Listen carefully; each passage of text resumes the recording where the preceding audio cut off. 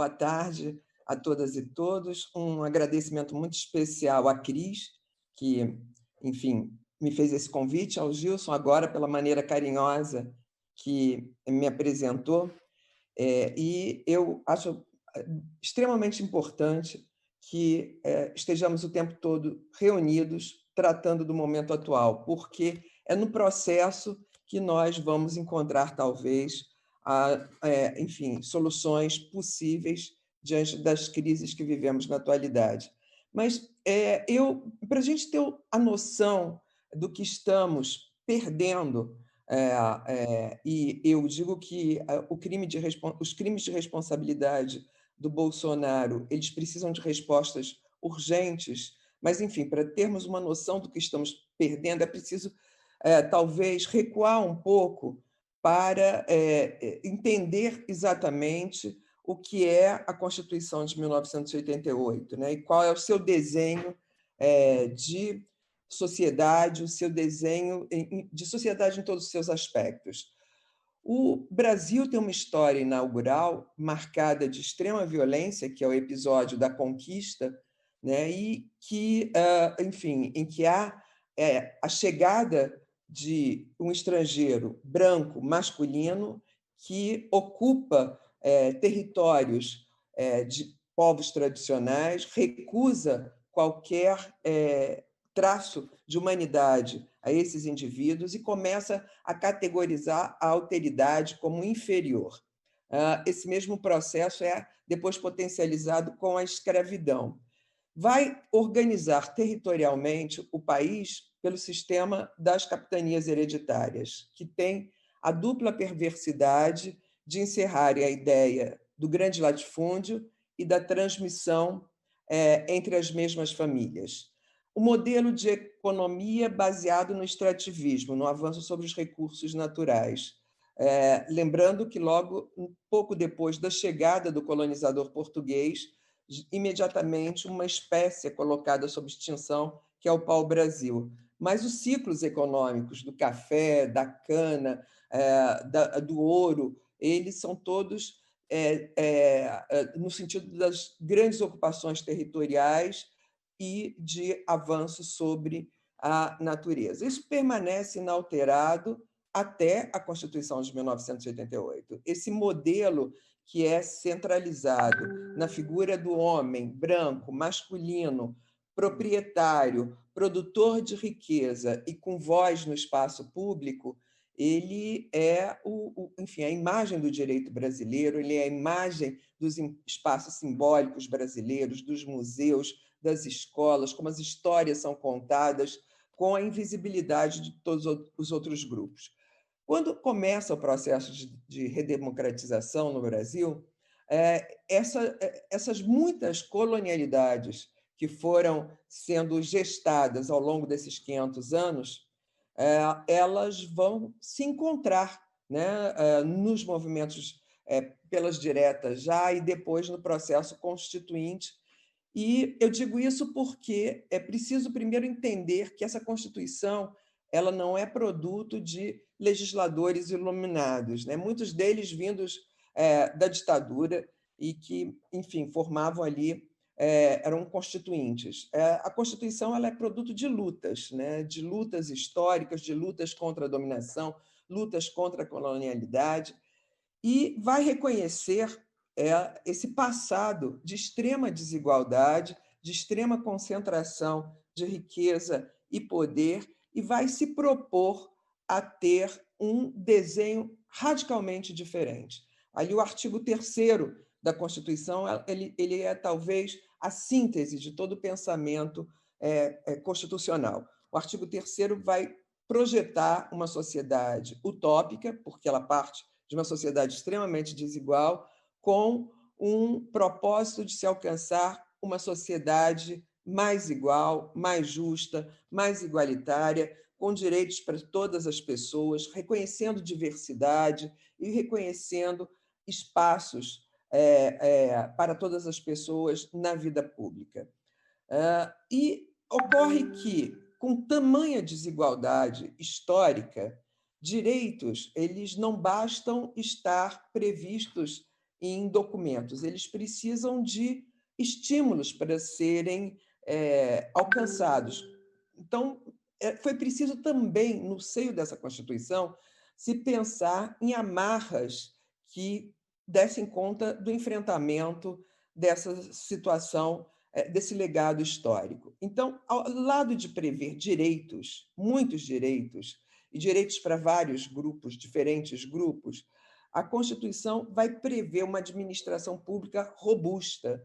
Ela vai pensar que é preciso que a administração pública seja tocada por servidores técnicos qualificados, recrutados mediante concurso público e que estejam permanentemente em processo de formação, tanto que as promoções dependem, de um dos critérios de promoção é exatamente essa participação em cursos de formação. Vai pensar em muitas políticas públicas que devem ser tocadas a partir dos sujeitos implicados. Então, nós temos um conjunto de dispositivos na Constituição que vão tratar de criança e adolescente, de educação, saúde, meio ambiente, sob a forma participativa. São muitos os exemplos. E, enfim, então, é uma administração de qualidade e contando sempre com a visão dos sujeitos implicados. E vai ter um orçamento obrigatório para as políticas que vão dar sustentabilidade às reformas em prol da igualdade. São, basicamente, a educação, com os pisos, com investimento mínimo previsto, a saúde e a assistência social universal também. Então, esses três aspectos, né, eles vão configurar o que a gente chama do orçamento social, um orçamento obrigatório por parte do Estado brasileiro, tanto da União quanto dos estados, municípios, enfim, todos se comprometem a alcançar o maior número de sujeitos para fazer enfim, para alcançar igualdade, para alcançar emancipação. Isso tudo começou, na década de 90, a se movimentar, de alguns casos de uma maneira mais intensa, outros menos intensa, mas é um edifício que começa a ser construído desde a década de 90. Então, cada presidente, com seu modo, ele pôs um tijolinho ali. O Collor ele dá início à demarcação de terras indígenas, reconhece a importância do meio ambiente, vai fazer o Estatuto da Criança e do Adolescente. O Itamar Franco inaugura o CONSEA naquela perspectiva na luta do Betinho, dando sequência à luta do Betinho contra a fome e a miséria extremas. O governo Fernando Henrique Cardoso vai, além de um conjunto de leis importantes, vai estabelecer o primeiro Programa Nacional de Direitos Humanos, o segundo Programa Nacional de Direitos Humanos, dando start nessa perspectiva de que os programas são construídos coletivamente, a ideia também das conferências nacionais vão surgir nesses programas. O Lula aumenta lança o terceiro Programa Nacional de Direitos Humanos, amplia enormemente os espaços de participação social na administração pública, leis importantes, como a Lei de Acesso à Informação, depois no governo Dilma. Então, há um aparato de Estado que vem sendo historicamente construído desde 1990 até 2016 para dar resposta ao projeto constitucional. Então, o que acontece a partir de 2016? A partir de 2016, a gente começa a perder o sentido da Constituição, a possibilidade de uma Constituição que emancipe e que leve à igualdade. Começa com a Emenda 95. A Emenda 95, a emenda do teto de gastos, ela fere de morte a possibilidade de ampliação de direitos na medida em que ela congela o investimento público pelos próximos 20 anos.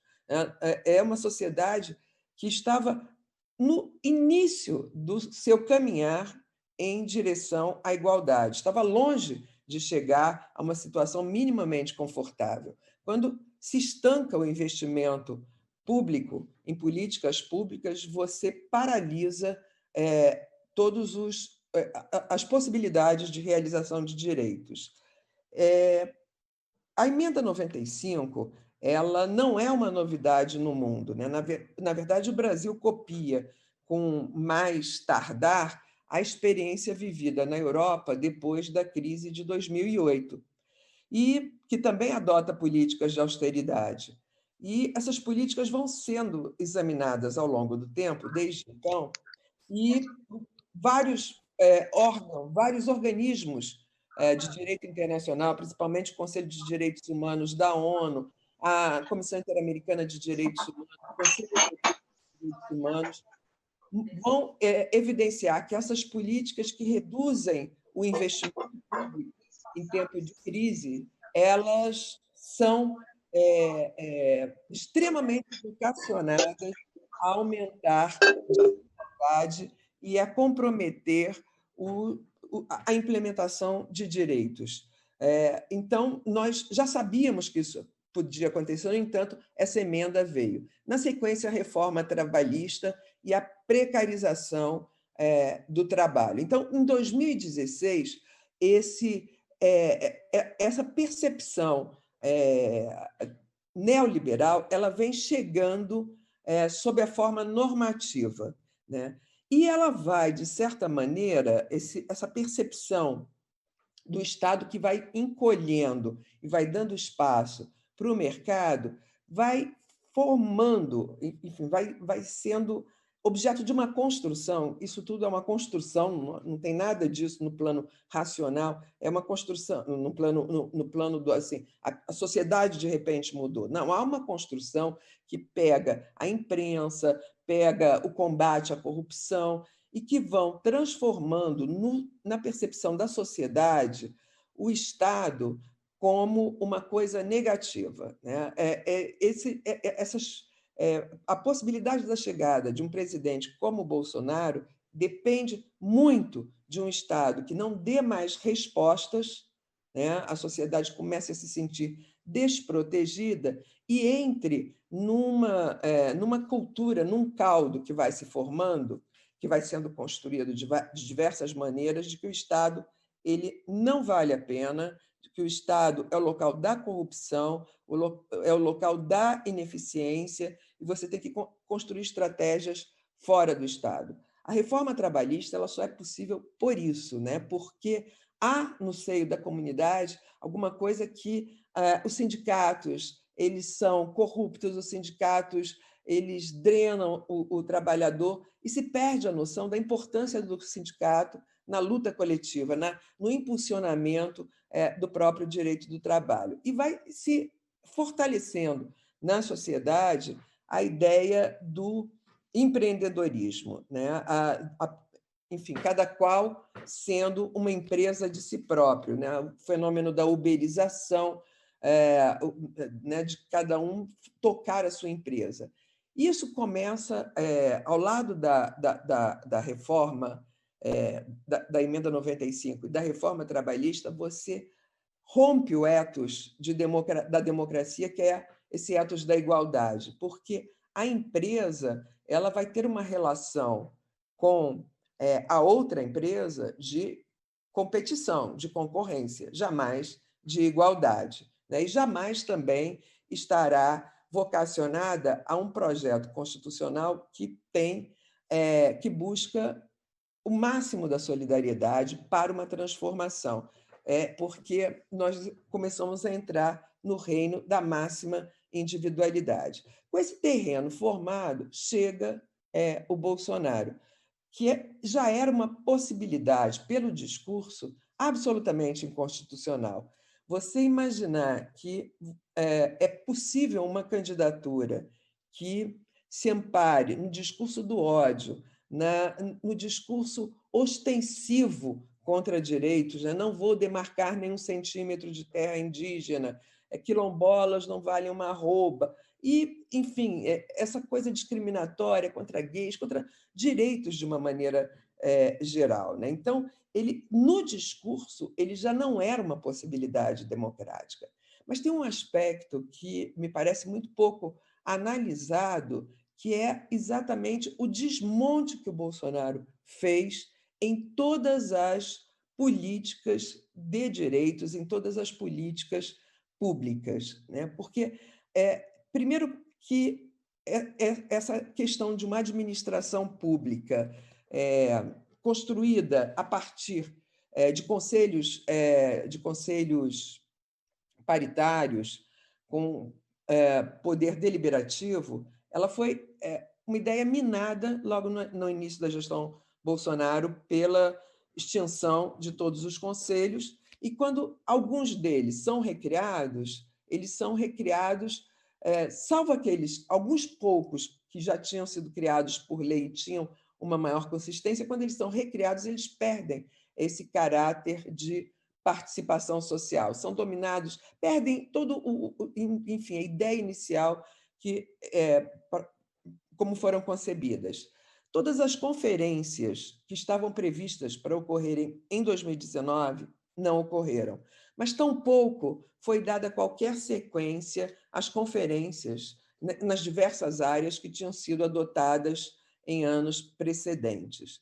A administração pública, ela começou a ser o lugar do não técnico. Quanto menos você tivesse apreço pela questão de um órgão ou de um ministério, mais você era cotado para aquele ministério, né? Então, você tem um ministro da Educação que detesta educação, você tem um ministro da Saúde que nunca trabalhou com saúde, e o ICMBio, todos policiais militares, a FUNAI agora, policiais militares.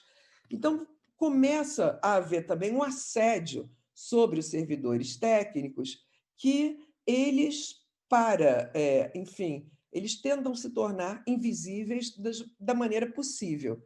Então, os que podem correm para a aposentadoria, para as licenças, capacitação, licença de todo tipo, ou então tentam ganhar o máximo de invisibilidade nos seus locais de trabalho. E, enfim, é reforçada e muita a ideia do Estado mínimo, né? Que, aliás, eu acho que se a gente precisasse ter uma alegoria desse governo, essa seria aquela reunião do dia 22 de abril. Né? Ali está bem expresso que não há nenhuma preocupação, de fato, em você ter um projeto de Estado, um projeto de governo. Há uma cacofonia de vozes em que cada um parece querer agradar mais ao presidente, então nós vamos ter pessoas que falam ali os maiores absurdos, mas também aquilo que é considerado sensato, que seria o Ministério da Economia, né? Ele mostra o descompasso com todas as avaliações que são feitas mundo afora nesse cenário de pandemia, ou seja, que não é momento e não é possível contar com o mercado numa hora em que as condições não são excepcionalmente favoráveis, porque o mercado ele funciona, quando se considera que ele funciona, em condições muito favoráveis, né? Com uma série de incentivos, de estímulos. Agora, quando há alguma coisa que desorganiza minimamente, é óbvio que o Estado tem que se ocupar da sociedade. A pandemia ela vem mostrar apenas o grau de fragilidade e de desigualdade, de distanciamento do projeto constitucional que nós estávamos vivendo desde 2016 e profundamente intensificado no governo Bolsonaro. Né? Nós começamos, em relação à saúde, temos o SUS, que nos salva, né? Esse sistema maravilhoso, mas já muito prejudicado, porque a saúde, desde a emenda 95, já vem perdendo aí bilhões de reais em financiamento. Não tínhamos mais o programa Mais Médico. no modelo como ele foi, enfim, no seu momento auge, que foi a chegada dos médicos cubanos. Os médicos cubanos, até por uma formação acadêmica, eles chegaram a municípios em que os médicos brasileiros jamais chegaram. Aumentaram a cobertura da atenção básica de 4.000 para 18.000 municípios. Então, a pandemia pega esse estado mínimo, né, absolutamente precarizado e sem condições de dar respostas coletivas, respostas de acordo com a Constituição de 1998, 1988. Então, enfim, se eu pudesse fazer, se eu tivesse que fazer uma avaliação de conjuntura, eu diria que o governo Bolsonaro ele não tem três pautas diferentes, né? A chamada pauta ideológica, a pauta econômica e a pauta militar. Né? Eu acho que tudo faz parte de uma mesma ideia, e aí nós temos que entender exatamente qual é a questão dos militares, que sempre foram nacionalistas e vão perdendo um pouco essa percepção de perda do Estado, né? Mas é uma pauta que, seja no campo da moral, seja no campo econômico, o Estado vai diminuindo, ele vai, enfim, acabando de ser um estado de bem-estar social para virar um estado do ultraliberalismo, do neoliberalismo. O neoliberalismo não é uma possibilidade, como eu disse, na Constituição de 88, que exige um Estado forte. Né? Eu estava comentando ontem mesmo com outro grupo que eu estava lendo um livro da década de 90, do Bourdieu, analisando a chegada do neoliberalismo na França, né? E vendo aquilo com horror, porque, enfim, é o mesmo modelo, né? O ataque aos trabalhadores, a precarização das relações de emprego, e, à medida que o Estado diminui, ele aumenta, diminui na área da proteção social, ele aumenta o tamanho do Estado policialesco. Nós estamos vivendo um modelo de economia que é incompatível com a Constituição de 1988, desde 2016.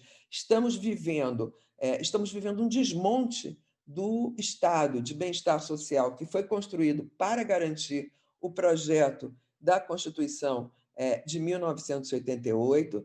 Dentro desse mecanismo, os ataques às instituições fazem parte desse projeto, porque você tem que fragilizar as instituições o tempo todo. Né? O populismo do Bolsonaro é diferente do populismo enfim, de Perón, de Hitler, que estavam na estrutura do Estado e se apropriavam da estrutura do Estado para fazer avançar os seus projetos de governo. Bolsonaro não, ele se elege nesse sentimento social contra o Estado. Então, eu acho que se a gente não entender isso, de que há na sociedade um sentimento disperso de que o Estado não faz bem, de que o Estado ele errou. Isso é um sentimento que não é da classe média, gente, só. Ele está disseminado, ele não tem classe, ele não tem idade, não há um perfil do governo Bolsonaro. O que aproxima todas essas pessoas é a visão de que o Estado não dá respostas satisfatórias. E aí, nesse caldo, você tem até pais de cotistas, pais de pessoas que só entraram na universidade porque foram beneficiadas por uma política de ação afirmativa, coisa que não vai, que vai terminar no governo Bolsonaro. Né?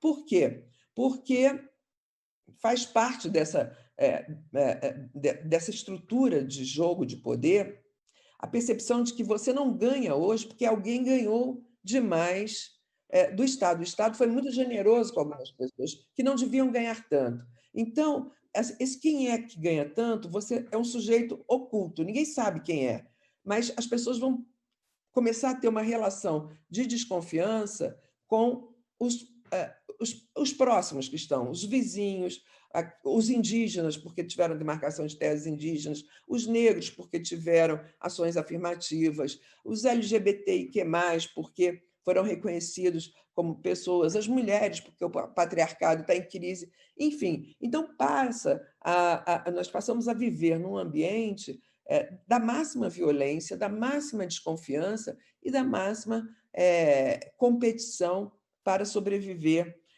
nesse domínio. O último aspecto, para encerrar, lembrando que o mesmo processo que levou à precarização das relações de trabalho, a precarização do emprego e do trabalho, a fragilidade dos sindicatos, está acontecendo agora em relação aos servidores públicos. Acompanhado do anúncio de que não haverá mais concurso pelos próximos anos, foi ampliada a lei da contratação temporária. E agora mesmo a notícia de uma contratação em número excepcional de pessoas. Então, nós vamos ter também no serviço público essa precariedade de pessoas que entram sem a formação devida, porque não são avaliadas em concurso, sem a noção de continuidade, porque tem tempo a contratação temporária, então aquela pessoa vai ser substituída por uma outra, que vai ser substituída por uma outra, e essas pessoas que estão provisoriamente, precariamente nos lugares, elas não criam o amálgama necessário para as lutas coletivas, né? Então, os sindicatos dos servidores públicos também vão perder vigor nesse sentido. Então, o cenário é bastante complicado, as análises, eu acho que são ainda frágeis, né? Mas, na minha percepção, as respostas institucionais ainda são muito contidas. Eu não desconheço que há ainda essa aprovação excepcional, que supera a margem de 30%, mas eu acho que sinais importantes precisam ser dados. E, do contrário, ao final desse mandato, nós teremos um Estado que desapareceu depois de quase 30 anos de investimento.